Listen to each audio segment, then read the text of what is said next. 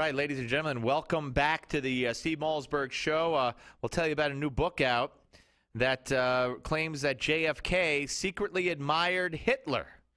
Yes, his praise for the Nazis as they traveled through Germany before World War II. But that's coming up. You have to wait for that. It's also the 72nd birthday of Bob Dylan.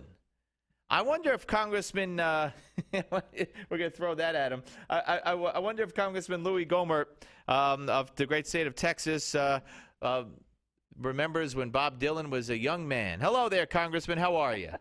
Well, he's a lot older than I am, but I do remember when I could understand his words. You know.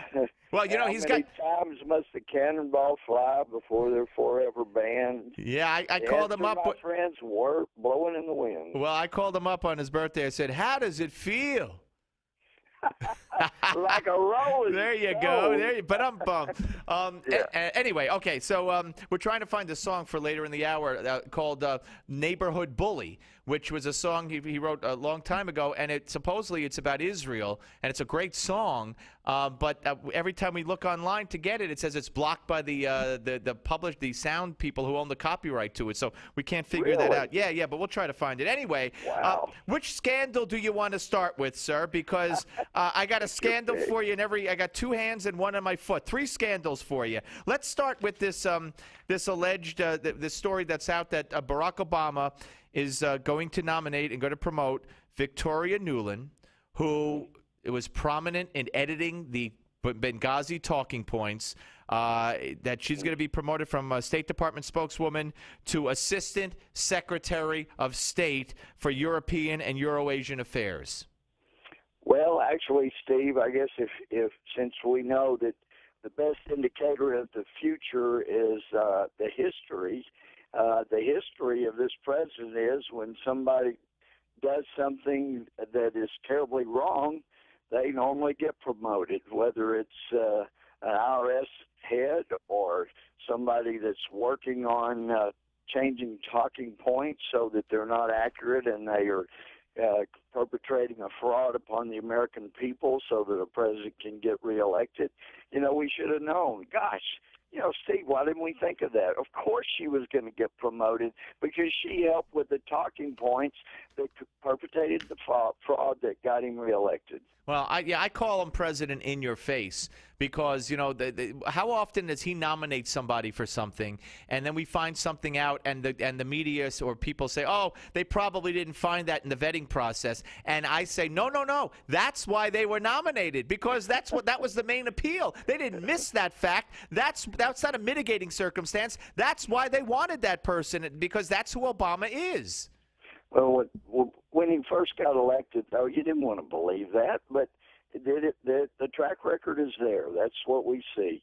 If somebody is doing something that is just terribly wrong and offensive, guess what? They're going to get a promotion. All right. How about this one now? Let's go to the Department of Justice scandal, and it turns out, according to a Justice Department person, and the reports out today, Eric Holder most probably signed off on the subpoena that gave Rosen's Fox News James Rosen's records, made them you know, went after the records of Rosen during the North Korea leak back in 2009, and now we find out from the president says, the White House says, that there's going to be a Department of Justice investigation into that whole subpoena. But the problem is it's Eric Holder investigating Eric Holder. Exactly, and that was the problem with Fast and Furious. And you take that scandal that's still out there. We still haven't got to the bottom of it. Why? Because Eric Holder was investigated by his good friend, the Inspector General back then at the Department of Justice. And, yes, he was also held in contempt of Congress. And why wasn't anything done? Because that goes to the U.S. Attorney for the District of Columbia, who happens to work for Eric Holder. I mean, this goes on, and it continues to be a problem. He is in contempt of, not only in contempt of Congress, he has nothing but contempt. and that's why he could come forward and say, no, I had nothing to do with those. And then, as you point out, Steve, it turns out he may have actually signed off on getting that warrant. Okay, let's move on to the next scandal. Back to this is the IRS now, and it turns out that the Lois Lerner, who took the Fifth, but as it turns out, she might have revoked her privilege for the Fifth because she made an opening statement, which was very bizarre. She refused to testify. She refused to resign. So yesterday she was like put on leave with pay, which is a punishment that really is terrible. Wouldn't you love that punishment? Yeah, and now I can't work. I'm just going to have to keep collecting a paycheck and not work. And now, Congressman, she claimed she did nothing wrong, but she signed letters, according to the reports, to Tea Party groups a year ago, asking them to turn over everything from printouts of their Facebook pages to the credentials of speakers who participated at their events. Yes, and there were. Not only did that have a chilling effect, it had a freezing out effect. We've got names of Tea Party groups that were going to file, and those that did file, that she and her department were so onerous and so heavy-handed that they withdrew. I mean, she was the best campaign instrument the president had. Anybody that was going to raise issues that may have hurt the president, would have hurt the president, not just talking about candidates, groups that were going to raise issues that when people looked at them, when they got the information out, it would have helped defeat the president. Well, she cowered them back. And of course, if she had just denied them their application, then they would have gotten to appeal and probably would have gotten it easily confirmed and to have their legal status, and here they would have come. But she did the best thing. She just didn't approve anything. I mean, it is outrageous what has gone on in the IRS.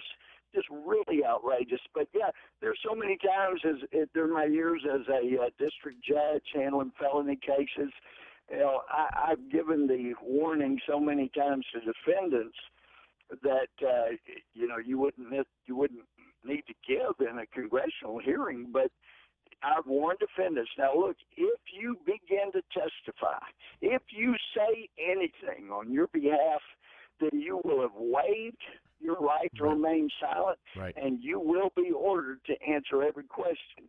And that's what you think is going to happen here. She'll be back and she'll do it, right? They'll ask her to do it. Well, I don't know. We will probably have her come back. But to have her, well, think about it. When she gets up and says, I did absolutely nothing wrong, I committed no crime, did nothing wrong, there is nothing whatsoever, paragon of virtue. And by the way, I'm not going to answer anything because it might incriminate me and make me guilty. So I'm not. Well, now wait a minute. Take your choice. Right. You just gave a statement that was completely contradictory of your taking the Fifth. Congressman, we're talking to Congressman Louie Gohmert here on the Steve Malzberg Show. I want you to hear a soundbite. This is from the president's speech yesterday. I've heard this from nobody else. First of all, in this soundbite, he talks about acts of terror in this country, and he focuses on the guy who flew the plane into the IRS. He focuses on Timothy McVeigh, and he focuses on the shooting at the Sikh temple. None of them Muslim terrorist acts. But then he talks about Fort Hood for a second. And to me, this is astounding. Because the people there are trying to get this classified as an act of terror and combat. And, of course, the Obama administration calls it workplace violence. But what he said yesterday may change that. Let's play that cut. And finally, we face a real threat from radicalized individuals here in the United States.